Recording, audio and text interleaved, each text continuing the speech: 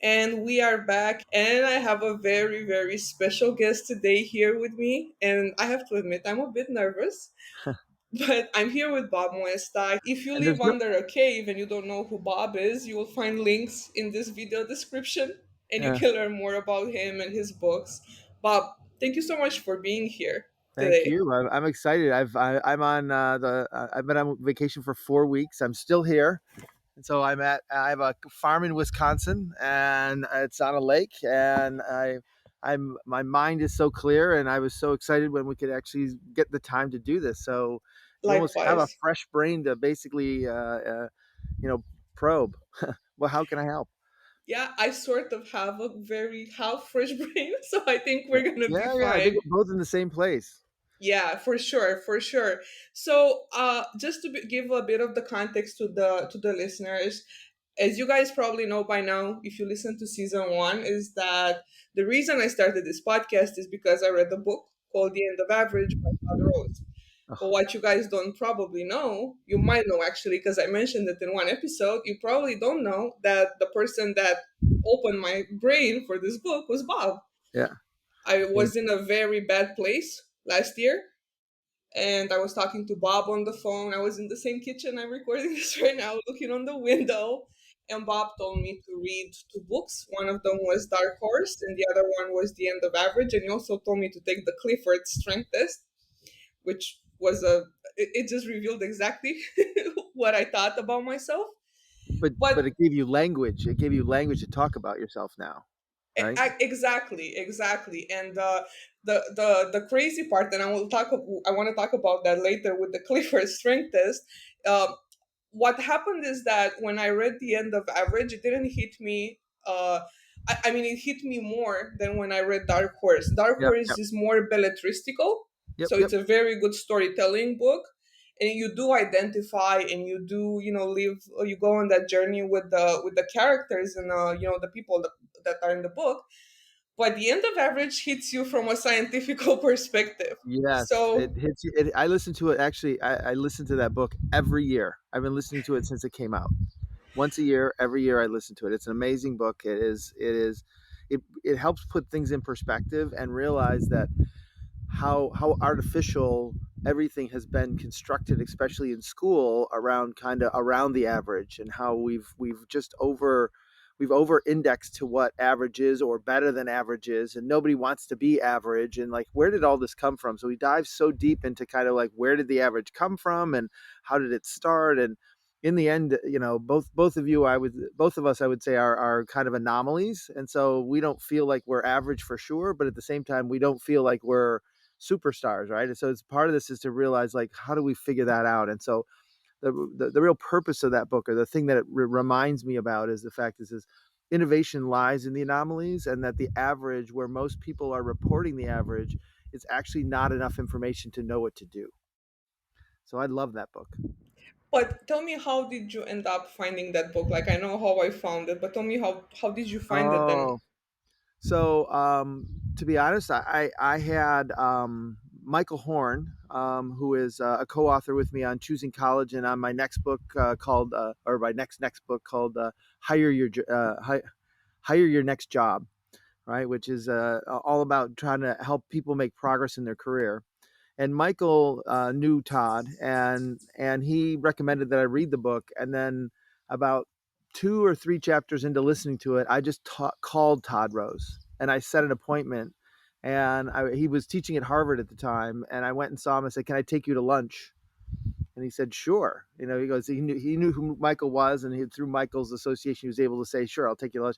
And he canceled his entire afternoon, and we spent 6 hours just kind of riffing for forever on it. And I had finished the book by then, but it was one of those moments where I just realized, like, how, especially being an engineer and a math guy, and physics, and realizing kind of like the notion of statistics and how it works, and at the same time the fact is how the average is something that I almost was like so focused on that I didn't realize kind of like the history of it, and it just kind of opened the thing to say, like, the average is really not the important thing. And so you start to realize the standard deviation is, and that's why I was so happy to hear that your podcast is called that, because like I feel like we're both standard deviants. right? Yeah, I agree. I agree. And like, what one thing that really absolutely blew me apart is, if you think about it, because we, like, people need to read this book first of all, but Yeah. because we both read the book, I like the way we I was thinking about the layer of evolutionary behavior for us Yes. as humans in the book. And one of our most grained type of traits as humans is the belongingness to a group. So to Yes. belong to a group, you automatically are part of the average of that group. You are something of a part of the average. Like you would say, That's an right. average of 20% of people are into heavy metal. Yep. But us, because we're humans, we want to, like, I asked 12 data analysts about what do they think when, like, how can you find your individuality if you compare a unit with an average, because it's impossible. Right. That's right. And all of them said to me that belonging to a group makes us helps us understand ourselves better, Yes. and also helps others understand us. Like, what are your thoughts on that? Yeah, but that see that's the key. The key is so the phrase I use, and I'm sure you know, is contrast creates meaning. And so what happens is as long as you're using this to kind of connect how you're different from the average or how you're different from it's what's more important is how you're different from each other. Like inside the community, how are you different and how are you similar? And outside the community, how are you similar and how are you different? That actually enables you to then understand to how to create meaning. You know, contrast creates meaning. And so if we actually use that's what it's important for. But we've kind of bastardized the notion of average because it's gotten to the point of how we grade students in school and how we and just because they're faster doesn't mean they're smarter, right? And so you have all these different things going on and there's all these other variables that play it. And when you start to realize like how do they pick the amount of time that they use to take the acceptance test to college.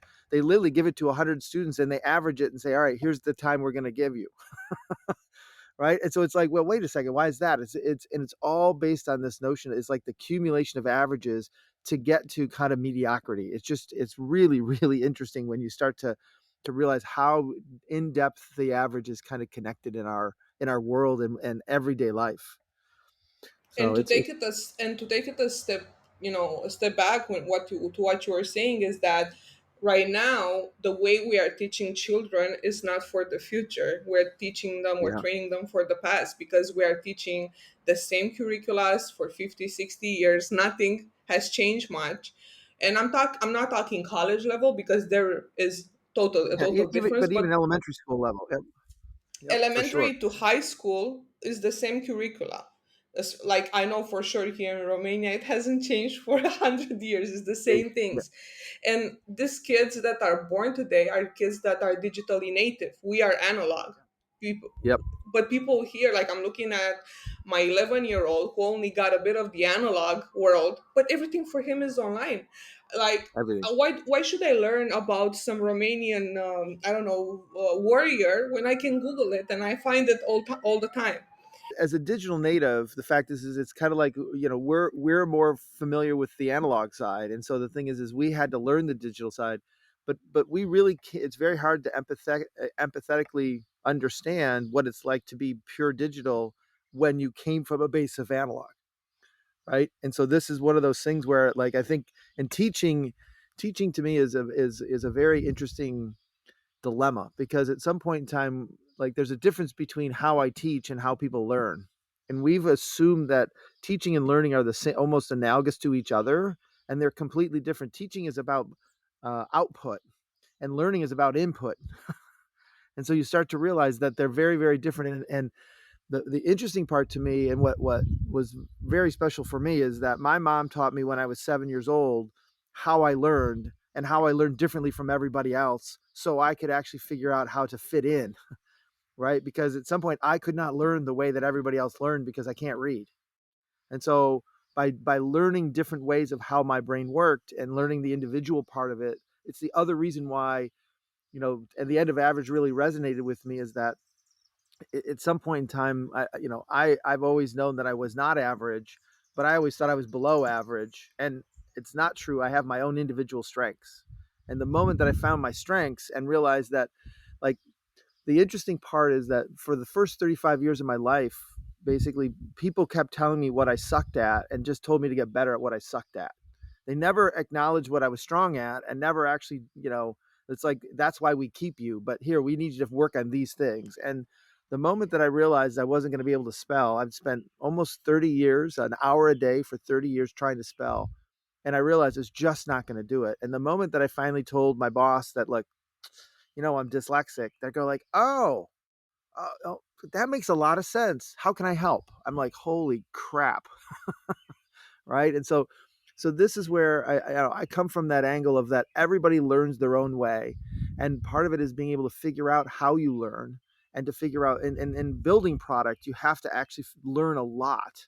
There's a lot about the unknown that you have to figure out, and most people, they end up building hypotheses in their mind about what works, and then they test it. And what I would say is I'm never smart enough to even form a hypothesis. I need to go build something and make it not work, or just understand how it builds together to then figure it out.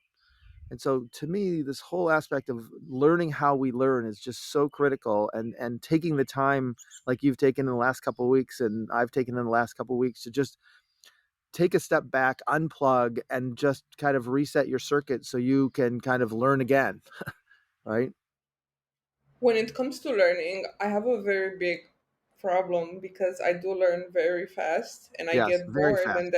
and then I go, and I just like, I don't know if this happens to you also, but I think the way I can say it is that I feel sometimes that I'm on this hill and I see something on the other side of on another hill, Yep. and I'm trying to tell people, hey, look, something happening on that hill, you should come with me. And Yeah. people don't believe me, but I go on the hill, I find out I was right, I learned something very fast, and then I just have to move to another hill because, I don't feel like I don't feel that I find synchronicity a lot Right. of times with people. And Well, I don't know if this happens to you. yeah, yeah. So this is where, like, I think one of the reason why you and I resonate so much is that we have the same or a similar frequency, which is very fast. And that we can, in some cases, like I have the same thing with my business partner Greg Engel, where we can talk about something and not use full sentences, and anybody observing the conversation doesn't actually understand anything we're talking about, and yet we've covered, monumental ground in 30 minutes where everybody's like, what did they even talk about?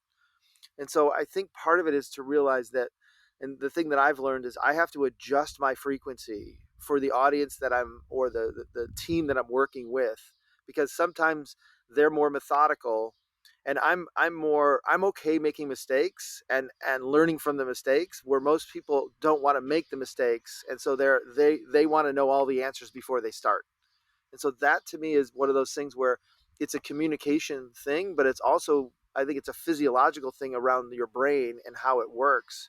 And that this is another aspect of the end of average, where not everybody has the same frequency, right? And so part of this is being able to, like I'll say, as I've gotten older, I've learned how to adjust my frequency to the audience, or to the way they talk about is mirror neurons. How do I mimic the people in front of me? And so when I'm sitting with you and talking with you, I can actually be in fifth gear and flying, because you and I can synchronize our thoughts so fast in language that at the same time most people can't follow. That's what I'm worried about on the podcast, is that we're just kind of I just flying. wanted to I mean, tell we're you, no, like you and Greg are killing it. I listened to your podcast. It's called uh, The Circuit Breaker. oh yeah, And I just wanted to say that you guys are really delightful to listen to. I just feel like I'm in the same room yep, and I'm just listening to the conversation and we're chatting, and I don't feel the need to contribute to the conversation, but I'm enjoying that there. So I think the podcast is great and it shows the synergy between you and Greg, yep, and yep. it's It's like very you special. complete each other. Yep. It's super cool. And Well, anyone that, yeah, and you see how detailed he is. I mean, he's yes, he is. so think of it as like I can go to the top of the hill and see the next hill, and he's going to be like, okay, how are we going to get there? Right. So, and the thing is that we have such trust in each other. It's the bigger part is like we can yell and scream at each other and have real arguments, and at the same time, it's never about us. It's never about, respect. Like we respect each other. There's all these other things we're doing, and so you start to realize, like, trust is that foundation that allows us to move so fast, right? And so that's where we have to spend the time and the foundation of when we bring people on board and they don't either trust us or we need to build trust between all of us to move faster. It's almost like the oil, to reduce the friction. And so part of it is to understand how to create trust and how and then to demonstrate some of the behaviors that we have where, like, we'll work with teams and Greg and I will argue with each other. Well, I'll take one side, he'll take the other, and then the team will split. That some of the team will be on my side, some of the team will be on their side. And ultimately, we're trying to demonstrate that argument is very, very useful and necessary to innovate. And that you have to learn how to do it in a way that's not disrespectful and it's inclusive and all those things. But at the same time, the reality is, like, conflict is good, where most people are trying to make innovation about less friction and less, easy to do. And I don't believe that It's it's not an absolute truth for sure. And even if you remember, and you know better than me, the BJ Fogg model, oh yeah, yeah, when yeah. when Love it. actually friction is Yeah, sometimes is what increases motivation and influences ability when you add a exactly, bit of friction. exactly, Because I don't know if Elon Musk would make a post right now on social media and say, complete this 200-page form and you might win a Tesla car. It's a huge friction, but you want to get that Tesla car, so you will do it. And I exactly. think friction is very important in relationships and in obviously in product management, because you guys talk a lot about product, which I like. But friction is standard deviation. It's the Yeah, thing that slows you down. It's the thing that makes life important. And so those are the things where you have to realize that friction isn't bad. Friction is the thing that makes you feel alive, right? the job of the brain is to worry, It's the is word. to have It's the word. emotions. Well, it's to make progress. That's why Yeah. progress is the underlying piece. Is that when there's so here's the thing: is there's no friction when nobody wants to make progress, because friction is the thing that holds you back from making the progress. And so, if there is no progress, there is no friction, right? And the moment Absolutely, you're just you want to make stagnant. progress, then there has to be friction holding you back, and that's what we do. So what we do is we learn how to make progress. Progress is about learning. It's the same thing, and it's contextual, right? That's the other part, is that most people don't realize we learn contextually, and that trying to put a group of students in a room, 30 students in a room, and teach them the same thing, not everybody's going to absorb it at the same time, at the same rate, in the same way. And yet what happens is we have kids who excel in that model, and there's kids who fall behind in that model. And instead of adjusting the way we deliver, we actually just spend more time with the kids who are slower and try to challenge the kids who are stronger. But the reality is, like, they could all be strong if we actually understood how they learned, right? I I to your point right now reminds me of a question that I wanted to ask you for a long time. So obviously, everyone that knows you pioneer jobs to be done. While I was reading The End of Average, I couldn't help to think about causation versus correlation Yeah, and evidence ladders. Because obviously, you probably know by now that after reading it, I stopped at some point because it's very hard for me to read and yeah. to focus. Like, the demand side sales, That's why we're here. By the way, we both struggle. demand side sales Yeah, was the only book that I read without stopping for months and say, "Oh, I cannot go back to it." So that was one of the books I could read. we'll talk Uh, about that. I want to go back to that. I'm going to put a little pin in that one. We're going to come back to that because I want to know why. But that's all right. Keep it's going on because your. of you. It's because of you. Well, Period. It's a very good book, but like the thing is that, and this has to do with what I want to say now. I think that when you find someone in your life that vibrates on the same type of frequency as you connect with that person, you don't feel the need to have, like you saw, we don't talk that often, but we don't need to, because I know that what you give me in terms of your podcast, in terms of your books, in terms of your work, I know it is going to help me, because in a way you are me, and you are other people and I like am you, me. right? And I am you. It's like we actually have very shared context that's deeper than, though I grew up in the United States and you grew up in Romania. We have Yeah, very similar struggles. The yeah. struggle to read, the struggle to stay focused. And again, when you have that high frequency processor in your head that like can process faster, it's like you said, we resonate, and resonance is a source of energy that actually when one and one becomes three, right? And that's the key, is that like you and I can pick up exactly where we left off. And what I know is Exactly. that if I need you, I'll call, and if you need me, I'll call. And at the same time, the fact is we don't go like, why haven't you called? There's none of that crap. It's all Yeah. just like when we need each other, we find each other. And that's why I could read through your book, because I was feeling understood and I was feeling like I was getting the answers that I need. But back to the question, because my mind is has 3,000 questions right now. Yeah. I think, by the way, this podcast is teaching me so much patience and listening skills, and not focusing on getting out what I want to say. So this is such a good experience for me overall. So I was thinking about causation versus correlation and evidence ladders, Yeah. and I was thinking about you and jobs to be done. So I was thinking, are people that there's so many practitioners and people that think they know how to do jobs to be done. Yep. And it's a very big difference. And you know that I took Clay's course at Harvard Business School, which was focused on disruptive strategy and jobs Yep. to be done. Yep. And I learned from your books, Job to be Done playbook, which is still my favorite. So I was reading the end of average. I was looking at this evidence ladders, and I was thinking, and I want to ask you a real question. So if someone wants to start a project with jobs to be done, Yeah. and they select, let's say they have 100,000 customers, and they select 12 to do the interviews with, how accurate do you think that information for 12 people would be to the 100,000 people that they have in their database? Yeah. So here's the thing, is that if I do it randomly, right, which is another fallacy to me, the notion of random, then I have to do something that's statistically significant. But one of the things I learned very early was a thing called design of experiments. And it's from Sir Ronald Fisher, basically in the 1920s, built a way in which to use math to run experiments on crops.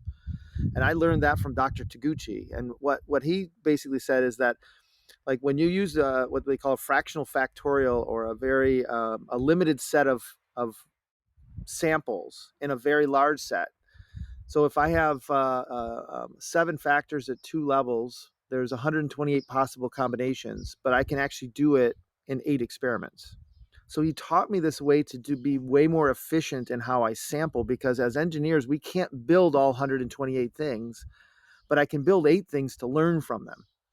And so I use the same kind of principles wrapped around it, is to say, like, I want to make sure that I want to know the sample. So I want to know the makeup of the 100,000 or the 500,000 people. But I want to just make sure that when we're sampling, we're picking a set of people that represent not only the middle, but the fringes as well. And that from that, I can actually, when I can see patterns that fit across the distribution, then we can actually see causation in a way that's reproducible.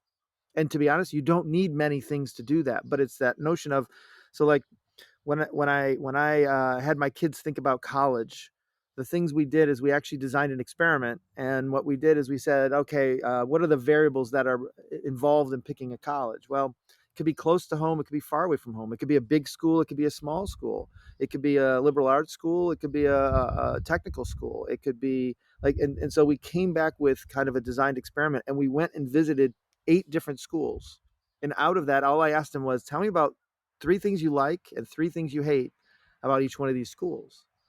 And then out of that, what we were able to do is build a set of criteria so we could actually figure out what are the 3 schools they really should apply to. So instead of trying to just, oh, I like this school, I like this football team, I like this or whatever, it's the notion of basically being able to say, how do we actually extract the learning of what's important to you, so then you can actually choose better. So it becomes a 2-step process as opposed to trying to just pick. Right. And so to me, it's all about like being able to, if I'm trying to start this in my company, the first thing I Mm-hmm. want to do is I want to pick a place where we are struggling. I don't want to pick a place to say, oh, let me try it somewhere, because I almost can guarantee it'll never work, because it's hard. This is hard work. And if you're struggling with it, then you actually have the motivation to kind of frame it and do something about it. But at the same time, the fact is then what you want to do is make sure that you pick a sample that is diverse enough across the population. And to be honest, you want to spend time screening for those people. So we actually pick the people we want to talk to not based on what their story is, but almost kind of like some of the demographics or some of the underlying things that we know that are different within the sample. And then what we do is we find the patterns that cut across demographics, right? So that's really kind of the key of jobs. And the other part is to realize that causation is very hard. It's so easy to get confused by correlation and causation, and that when things correlate we almost assume it's causal. But like, to me, when you think about the trees, it's like the trees move in the wind, and so which causes what? And for the longest time people thought that the trees caused the wind, right? Because it correlated. And so this is where you want to be able to be very careful about understanding and being able to understand sequence, because sequence is what determines causation. I like it. This was a question that I was asked to ask you, because there's a lot of people that are promoting jobs to be done, which is great, but they're promoting it in such an idealistic way that makes it look easy. And it's not. And people don't know exactly where to get started. Yeah, And yeah, yeah. I feel like we're very obsessed as marketers with causation. And but like sometimes, and you pointed it out so good, like we forget about the fairness in data and looking at outliers. Like for instance, if there's a train station and the most foot traffic is between 5 a.m. to 7 a.m., if you want to improve the foot traffic and if you want to make it better for people to have a chance to catch the train, you should also interview people that are taking trains at night, That's because right. it should be fairness. You shouldn't just focus on those people that Yeah. are just doing it. So I This is think a lot of people forget about that. Well, and I think the thing is it's this is where the word you use is fair. I'm not sure I'm thinking about fairness. I'm thinking about how do I represent truth. And so the thing is I got to include the other people who are part of the distribution. Yeah. And so the thing is I'm not trying to be fair, because when you come down to make decisions, it might be that I have to optimize the train schedule for the morning, but the afternoon and the evening don't matter. And that's because I can get the most people. And so there's the fairness part of this is a different question, or a different thing, but more the causation of making sure that I can see the underlying causation of why do people take trains at night but not in the morning, or why do people take trains in the morning but not at night, and etc. Yeah, And you're right. It's just an example. I'm thinking fairness in terms of inclusive. I think yes, that's yes, that's that's that's right. what I'm going Well, at. and this is so this gets back to kind of the things we talk about, which is in jobs to be done. It's a lot of it's about unpacking what people mean. What's the intent behind what they say? And so when you start to think about DEI, which is diversity, equity, and inclusion, a lot of times people are still playing with it at this high level of what they think it is, and they haven't actually gone down to say, what does diversity really mean? What does inclusion really mean? And what does it not mean? And so what's happening is that they're not using the contrast to actually unpack, to say, like, this is an inclusive situation and this is not, and this is what it means. And so it ends up having a definition that's so broad that nobody knows what it is, right? And so that's It's that's true. why I think that, like, at some point we have to take the time to unpack and understand that everything is caused, nothing is random. Like, so to me, most people say, well, everything's random. I'm like, you can feel that it's random, but the reality is we're not smart enough to know the causation. And so we end up pushing it to, well, it's random, so we just have to wait. But if you think about time, time is the most interesting thing in the world to me, because especially right now, and reflecting this, having my sabbatical, if you will, for the month here, is that time is both free and priceless. How is that possible? Right? And so this is one of those things where you have to take the time to really understand that I get so much time in a day, but I can't save it. I can't move it forward. I wake up with a bank account full of 81,000 seconds every day, but if I don't spend it well, I don't make progress. And so it's free because it comes every day, but it's priceless because if I do nothing with it, I don't go anywhere. And so time is one of those things where it's a man-made concept, but the fact is that it's one of those things that helps us all make progress. Without the notion of time, we just keep up. It's almost Groundhog Day. We just keep waking up and doing the same thing over and over again. Absolutely, absolutely. I to I wanna ask you, how did I know a bit of Oh, the just story, ask. but I know a bit of the story, but I wanna ask you, how did you meet Clay Christensen? Ah, so um, I had started a company called PD Mesta and Associates, and we basically did strategic product development consulting. And we had a very large project with a company up in Canada, and they had used a company called Monitor to do their strategic planning, and so and it was Michael Porter's company that did that. So we went to Harvard and we bought a half a day of Michael Porter's time to review it with us. And after we did that, and he was very expensive at the time. We asked basically, is there somebody that we could talk to who would have a lot of those foundational principles, but was a little bit less expensive, and that we could interact with and help us with this project.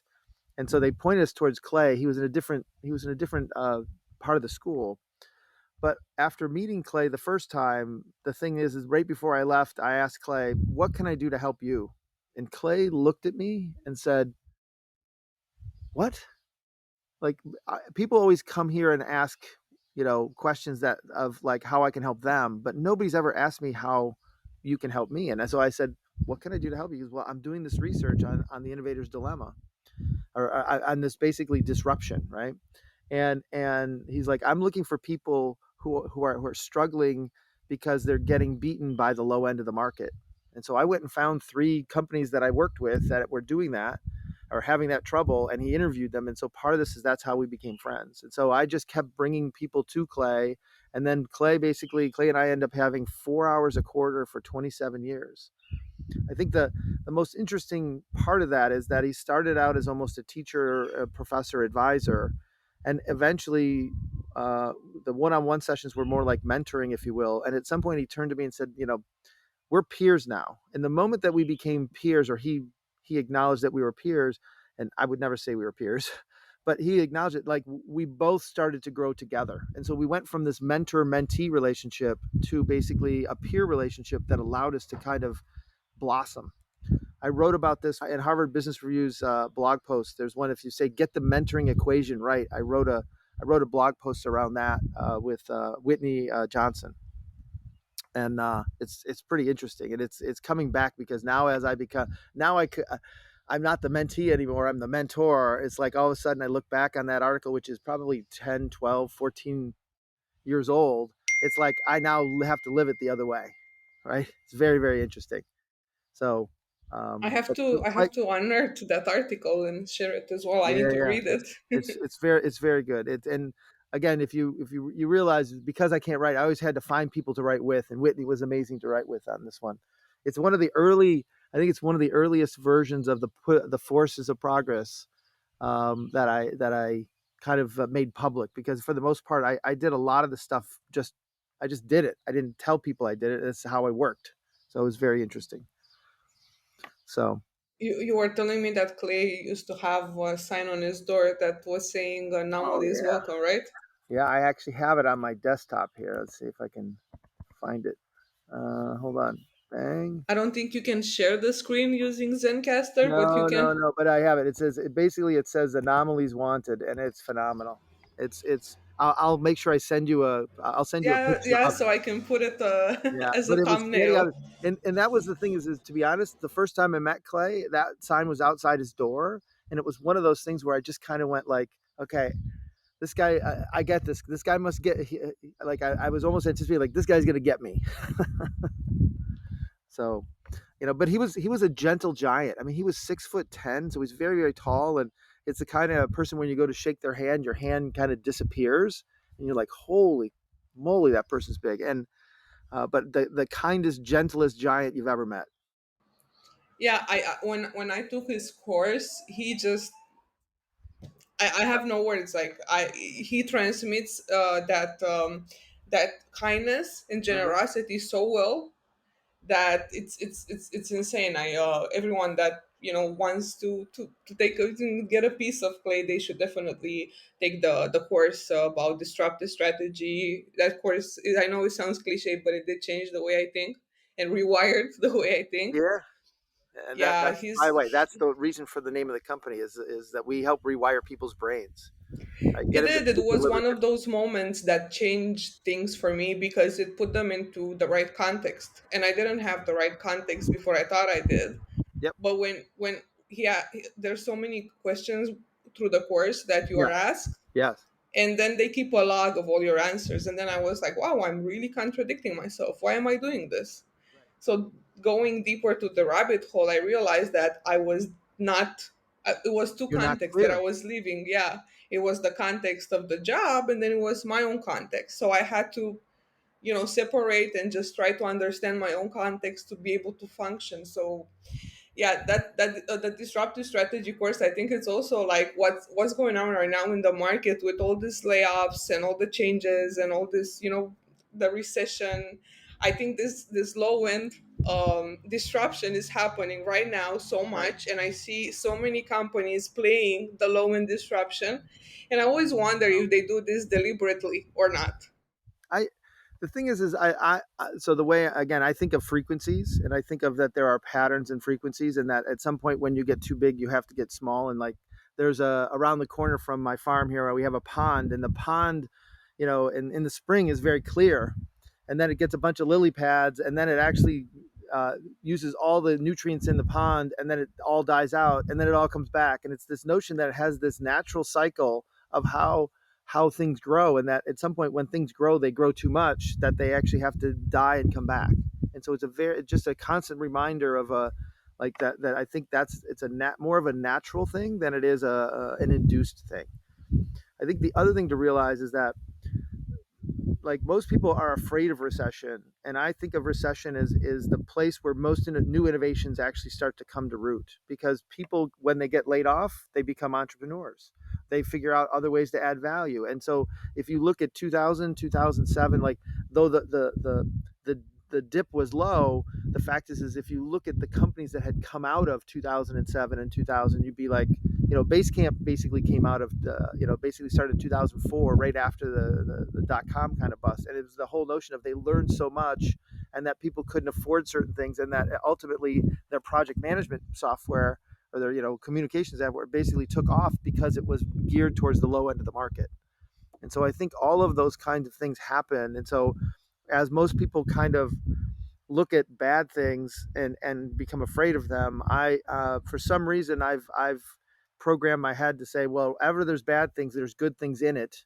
It's kind of like COVID. Everybody's been talking about how bad COVID is going into it, but in hindsight, people would say like, I got to see me, stay home with my kids, and they would say it's not great, but they got to, be with family more, and they actually slowed down a little bit. Like there's a whole bunch of good that came from COVID, as bad as it is. And so this is where we have to constantly be looking for the progress, no matter where we are on the cycle, whether it's up cycle or down cycle, right?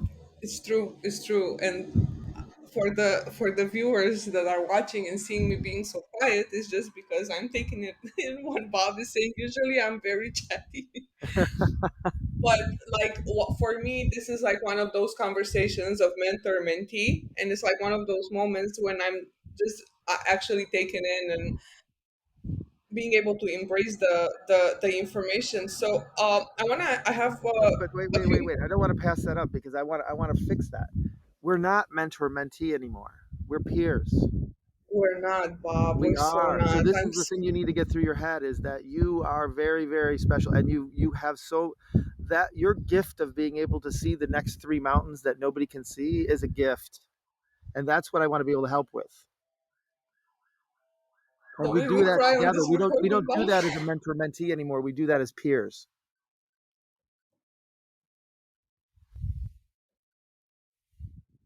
You get it?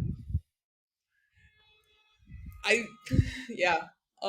Thank you, but yeah, I don't feel like that. But But it's then we'll work on it. Then that's what we have to work on. But that's kind of the point, right? By the way, very rarely have I ever seen you speechless. it doesn't happen often. It doesn't happen often. But No, that's the point. So part of this is what I want to be able to do is talk about what are the struggling moments you want to go address, and how do we go address them together. That's what peers do. And so like this whole notion of kind of how people are looking at buying, and understanding kind of how the optimization goes, and the data science side of this thing. I think data science is actually way farther behind than we think, because they're still caught in correlation and not causation, right? it is.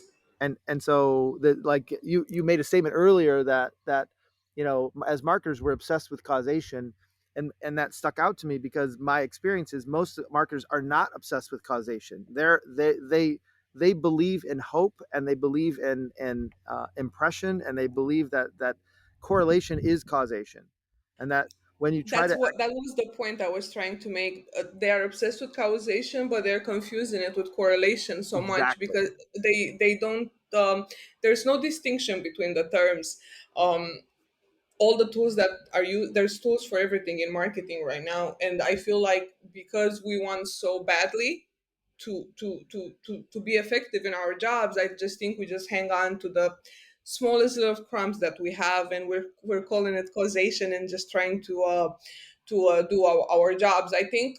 And I cannot believe that I'm saying this, but I think the rigors of statistics have their place when it Yes. comes to having, to having, it was something interesting that I read. Someone was saying, without data you're a person with an opinion, but with data you're still a person with an opinion. That's right. That's right. So what I'm saying is that even if you have a bit of data, it's still very biased to you, what you want that data to say. So I think the rigors of statistics should be more democratized amongst marketers. Is very hard to Yes. understand, Yes. and it's like for me understanding p-value and covariates, and it's still a work in progress. I'm being on Google Scholar more than I should. Mhm. But I think there should be some sort of ground level for people to be able to access and Yes. understand. Yes. There's a very big elitism in my opinion, and I've spoken about this in the conversion rate optimization world. It's a huge elitism.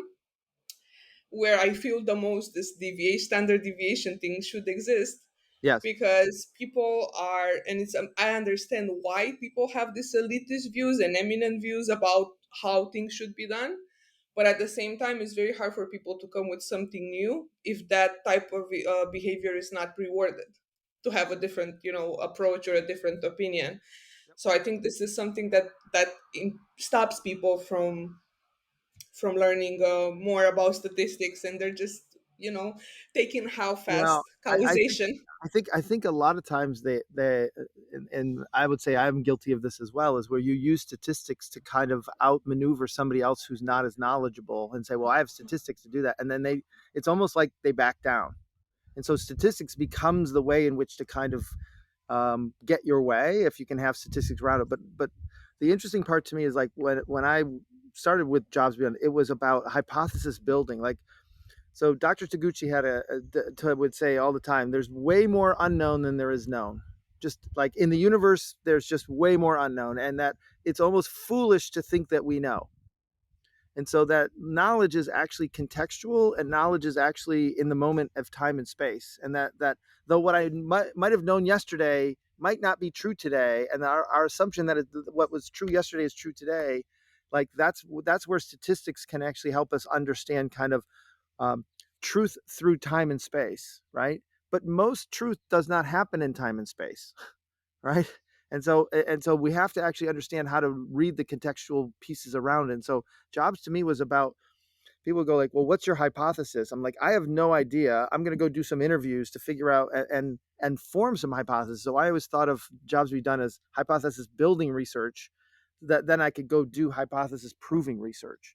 And most people are they're developing product and they're doing everything by running A/B tests to maybe prove a hypothesis.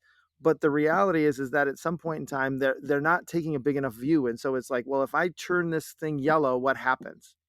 And again, on average, it's these things, but it's like for the 5 people it worked for and the 20 people it didn't work for, like, why did it work for these 5? We have to dive deep into the why it worked for 5 and why it didn't work for the other 20, because that causation is what's really most important, not the fact that 5 of 25 basically liked yellow, right? That just blew my mind, because I think people are using jobs to be done, and I'm talking the agency world. They're using jobs to be done not to form hypotheses or build hypotheses or ask themselves better questions. They're using it as a service Right. to just do marketing campaigns. That's correct. which is And wrong in my well, opinion. I can't. The thing is that what I realize is that if I try to protect all of that knowledge, what happens is nobody will actually try it. So part of this is the consequence of being able to actually make it available to those people who can do it. It becomes there's people who will bastardize it, and that's just how it is. And to be honest, if you look at management methods over the years, which I've studied a lot of like how strategy and five forces, or I think the better one is the quality movement. It started with SPC, so statistical process control, and then it became Six Sigma, and then it became Lean. They had to rebrand it though the methods are almost identical all the way through. The fact is they had Six to Sigma rebrand it to clean it started up, right? it. And so eventually, like in my mind, I have a path that says jobs to be done is going to run its course, and it's going to be we have to have another version of it that basically is a more clarifying. But I couldn't have named it properly up front only because the fact is I didn't know all the things it was, and so this is the same aspect of how does it evolve and what do we evolve it to. So so You're correct. I have a book coming out September 6th. It's called I want to Learning to ask you, what books are you writing? Because you said there's two books. I've got too many, but that's all right. Oh my I have a God. book. I have a book that I just finished. Okay. Scribe Media is a company that basically they sit with me and we frame the audience, we frame the struggling moments, we frame the progress that we want people to make. So we frame the jobs of the book, and then what we do is they talk with me and we build out the systems, which is each chapter, to then figure out the progress we're going to make, and then they will go write the book for me. And so it went like when you read Demand Side Sales, it sounded like me. It literally like it's almost like I was talking, but that's the beauty of the way they write is they take my voice and they then convert it. So it literally sounds like I'm talking because I am talking, right? I couldn't have told that. Like it's I didn't even know you can I do didn't that. write a word. I didn't write a word of it. I thought everything of it. Like everything's my I get it, content, yeah. but I couldn't type it out. Yeah. I get it. And No, so, but and so, it's so the next book is called Learning to Build, and it's a homage to to my mentors, which is Clay Christensen, Dr. Taguchi, Dr. Deming, and Dr. Willie Moore. And it's the as a if you think about me as a 18-year-old, I was a blank canvas. I was on I'll say on the spectrum. I couldn't read, I couldn't write, and these people poured their knowledge into me, and many others. So there's other people, but these are the four major ones that really kind of enable me to go off and innovate on 3,500 different products and services. Like the situations I've been in, I owe to them, and all of them have passed. And part of it is being able to kind of pay it forward. And so part of this is, like I can't repay Clay or Dr. Taguchi or any of them. The best thing I can do is transfer this to you and transfer it to Ryan and transfer it to these different people. And so I've changed my view about how I measure my life to Clay's view, which is I measure my life by the number of people I help. And so every time I get a chance, like this week I've done, I did Techstars in Chicago. I do Techstars in Boston. I do Techstars in different places. But part of it is I get to help a lot of people, and so I'm looking for platforms to be able to go help and transfer that knowledge because I know there's other people like me out there that are struggling and that need to realize that they're not stupid and they're not they're not illiterate, but they can learn how what their strengths are. And so that's why when we first met, we walked through strength finders and these other things. Back to the book. The book is really about the 5 skills of innovators and entrepreneurs. It's when I looked at what they taught me and then I looked at the people around me who were very, very successful entrepreneurs and innovators. What are those 5 skills? It's uncovering demand. It's basically causal structures. They have a way to understand how things work. They prototype to learn. They don't prototype to verify. And then they understand how to identify and manage trade-offs. Like those 5 skills, when you put those into a single person, they can do nothing but create. Whether it's an artist or whether it's a product, it's all in the same realm. And it's these skills that the only place you learn empathetic perspective is in the theater. There's no engineers learning empathetic perspective. There's no marketers learning empathetic perspective. And so these are the things that and that book's out in September. And then we're just in the midst of writing a book. So for the last 5 years, I've been studying why people switch jobs.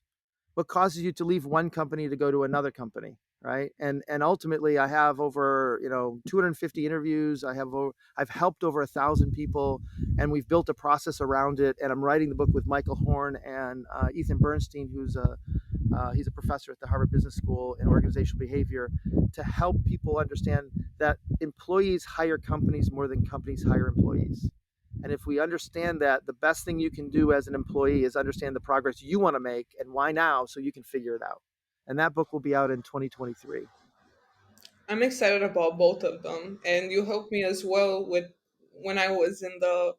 Yep, you're part of that group in terms of understanding what does progress mean for you, and actually helping you identify the trade-off. So think about it is empathetic perspective. It's uncovering demand, which is what you really want, not what they want. Causal structures. How do we actually understand what that is, and then ultimately, how do we figure those things out? And so it's applying that now to different verticals, right?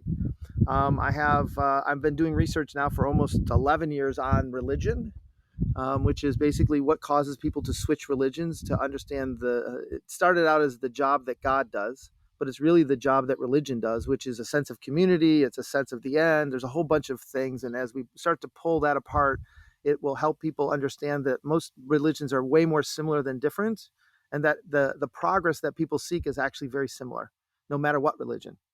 And so that's a book that It's I'm part working of on. our biome as humans, the evolutionary behavior. Again, belonging to the belongingness to a group. I think is one of the most ingrained things that we have in us. Well, Like and we this is where you get like so in some of the interviews, some of the early research would say like that's why the Catholic Church competes with CrossFit, because they both give you a sense of community.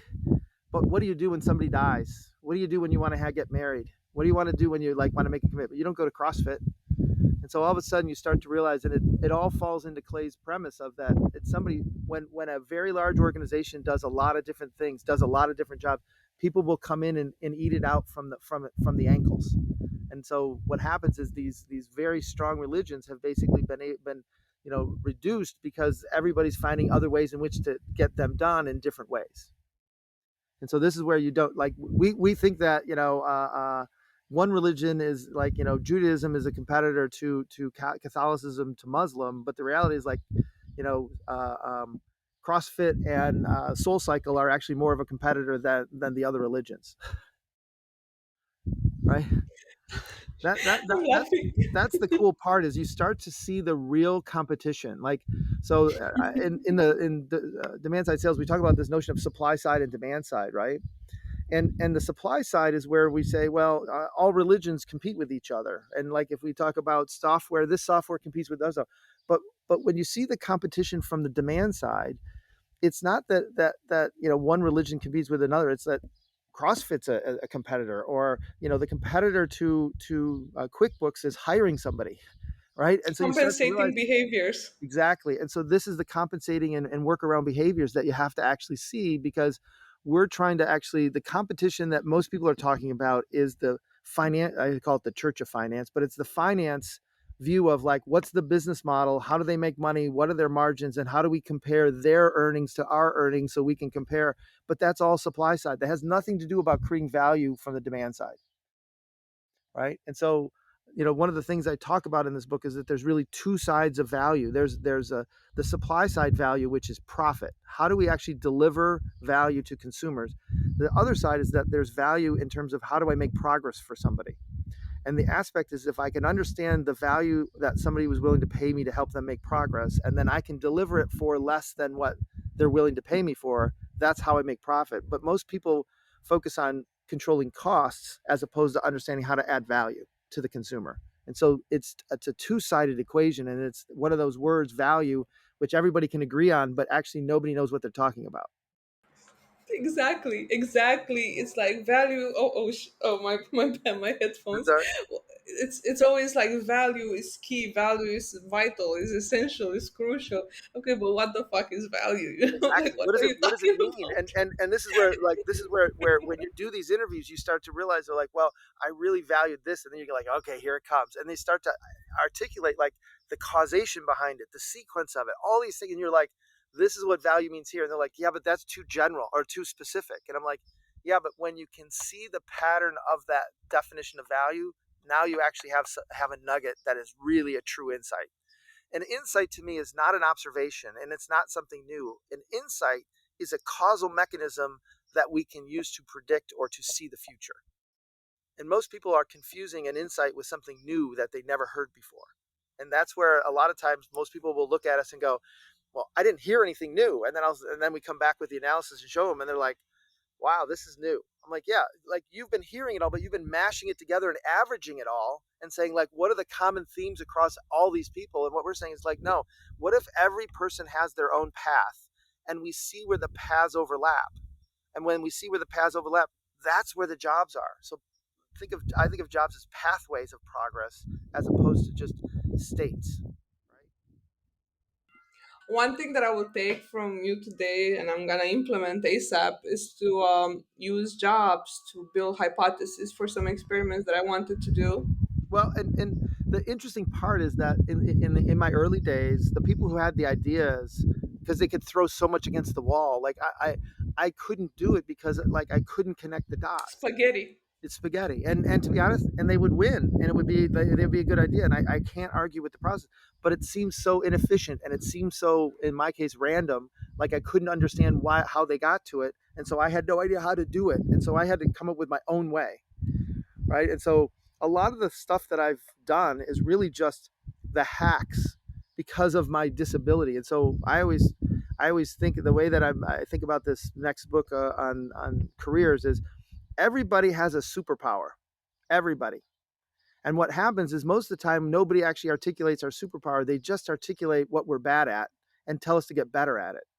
And the moment you can identify your superpower, the first thing you need to know is like, what do I have to stop doing? Because at some point, like I can find other people who have superpowers in those areas. And so my thing about building a team is always about finding the superpowers of individuals and assembling a team so they complement each other, as opposed to what I used to do when I was younger, when I would go find people like me to be in my team. Right? This is why diversity is so important, is we need diversity of skills, diversity of thinking, right? It's not about diversity. It's not just about diversity of uh, you know, race or religion or color. It's about diversity of viewpoint, diversity of Mindset, seeing yeah. things, and that's what we want to make sure we're actually starting to get to. Thank you, Bob. So you're welcome. I will be back whether you want me or not. Of course, I hope one day I'm gonna interview you and Todd. Yeah, you're going to How to Web this year, yeah. Yes, I'm going to How to Web this year. I Yep. have a talk prepared about how to set up your measurement journey because I've been obsessing about data. And I actually learned SQL. And once you learn how to talk to machines, you unlock things in your brain that you never knew that they were there. Yeah, yeah, yeah. And because it's a startup, it's a product startup, a lot of people don't understand why they need to measure. But also, I want to explain to them that they shouldn't try to measure what people that are on the summit will measure. They will have to measure in the cave because they're in the cave. There's the cave, the valley, and the summit. Yeah, So they need to understand what the cave maturity means, that's and right. then how what different things mean for them, because everyone is tracking daily active users, monthly active users, or activation. But what does it mean for you? Can you Yeah. define what's the question that you should ask yourself to define what does that mean for you before you, install GA4 on your website and And track? what does it mean to you, and what does it mean to them? And so this is where like Yeah, this might be your and I's topic, or the book we write together, which is measurement is the hardest thing in the world. it Because is. what happens It is so we is. measure what's easy, and so we have big data of about easy things, but the meaningful things are hard to measure. And the Absolutely. other thing is we don't understand the causation behind it. And so the thing is at some point there's that difference between lead measures and lag measures, right? So I've lost some weight, right? But I don't measure my weight. I measure my steps. I measure my calories. I measure like input. And if I do that, I don't need to measure my weight anymore, But not the outcome. right? And the outcome, the interesting part is the outcome. The reason why I'm doing it is so I can go skiing with my kids, right? So it has nothing to do with my Oh, weight, right? oh. And so and though everybody told me I was heavy and I need to do things, the moment that I missed out on a ski trip, I'm like, I can't do this anymore. I only have so much time. I gotta. And so the outcome is different than the output, where the output might be lose weight. The outcome is ski with my kids. But once I have the right measures, I don't have to measure everything. I have to only measure the things that are important, That matter. that Yeah. matter. And so meaningful things are hard to do. And so in the book, I talk a lot about this, and I have a framework around it, that I would love to hear your. I need you to be. So part of being a peer is you need to start to be critical of me. I don't think I can do that, Bob. Yeah, but that's my point. We got to get there. I'm telling you, we will both excel when we both get to this point. So I need to get you to that point where we're peers and not mentor mentee. I hope you have time. It's gonna I take do. some time. I have exactly 1,983 days left. How do you know? Oh man, yeah, no, that's the topic. I've been obsessing about data lately. I'm learning a lot. I think most people are in the cave when it comes to data maturity and using data to inform their decisions. But I also think it's because no one explained how it's not easy, but how it's easy to do it, but it's not simple. But Yes. I think I have this framework I learned called the KIA framework: Okay. question, insight, action. Okay. And the TLDR is that a lot of people want to track metrics and numbers, but they don't understand they should track behaviors. Yes. And they should plan for what happens when you answer your question, not just to answer your question. So, for instance, if you want to know how many visits you had on a landing page, what will you do when you know that information? What's the purpose of you asking for that information? And what will you do? So, I'm trying to, that's what my talk is going to be about, and just teaching That's people awesome. how to build a basic event tracking for their product, which is something that I think is going to be helpful for startups because it's the basic things that they need to So track. And so the feedback I would give you on that would be is I would actually start with something very personal. When people understand that they don't have the right personal metrics, like about finance or about their health or about certain things, and to realize like that you need metrics to help you be better. How do you actually expect your business not to be better if you don't have metrics, right? oh, that's and brilliant. and so and so that's why I talk about, when I talk about jobs, the first thing I do is I talk about that. I try to get everybody to realize that they have jobs, that a Snickers, you don't eat a Snickers just because it's delicious and it's a candy bar. You eat Snickers because at some point Hungry. you're hungry, you missed your last meal, it's in this, and they go like, oh my god, that's exactly right. Like, you value it in the context, you don't value it just because it's what it is. I know I think. exactly what you talk about. Yeah. So the other quote I would throw in there is from Dr. Deming. Dr. Deming always had the quote. He says, "If you can't measure it, you can't manage it." Right? And management is Yes. about causation and about understanding the lead measures that guarantee the lag measures. And so, how do you actually figure out that separation between lead and lag? I love So, it. This is brilliant, and I know exactly what you're talking about, and I know how you did it. So I know this is brilliant. Thank you. but Yeah, but this is where people don't spend enough time thinking about the right metrics. They think about what they they can don't. measure, and they don't realize like what's the outcome I want, what's the output that I can measure that tells me the quality of it. But when I Yeah. give people a product, right, they still have to do stuff to it. So what's the measured metrics I have to know about them actually using the product, besides did they log in? Login doesn't tell me whether they're using it or not, right, Yes. and how they I value it. know. And so I know. without jobs, I don't know how to actually find the right metrics for jobs to be done. So It's hard. it's very hard, but it's rewarding when you get to the other side. It So, is. one of there's a very few quotes I remember. One of them is from this is a person I didn't meet. Most of the other ones I've heard them say it, but this is a Supreme Court justice in the United States, and he said, "I wouldn't give a fig for simplicity on this side of complexity, but I would give my life for simplicity on the other side of complexity." And so to me, that's the quest you're on, is you trying to find the metrics that are not on the simplicity side of complexity. You want it on the other side of complexity, because Yep. when you're on the other side of complexity, you only need 4 or 5 metrics. I don't need 1,000 metrics. And when people say, "Oh, I've got 25 metrics," I'm like, you probably haven't thought about this Who enough. cares? Exactly. Who cares? It's not gonna Well, help but you. It's not gonna give it you becomes too hard. superpowers. Well, and this is where people then apply complexity sciences, and they can apply all these other things to it, and it just doesn't work. So Thank you. This is very helpful because I'm the only person talking about measurement. Okay. Thank you. All right. Thank you for this. This was great. If you want to follow Bob, if you're living in a cave and you don't follow Bob, you will Yeah. find you will find all the links in the description, or on if it's in the on social media on the comment section, depends on where you're watching.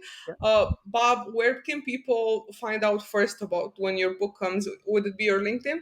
Everything usually goes out on LinkedIn or Twitter is the two kind of main feeds. So it's at B Mesta, BMoesta, or Bob Mesta at LinkedIn. You can, if you're interested, you can either follow me there, or you can ask to, basically write me a note to tell me that you heard this, so I can actually, I'm more than happy to connect with you. Thank you so much Thank for you. your time. This was awesome. Thank you everybody for listening, and I'll see you next time. Thank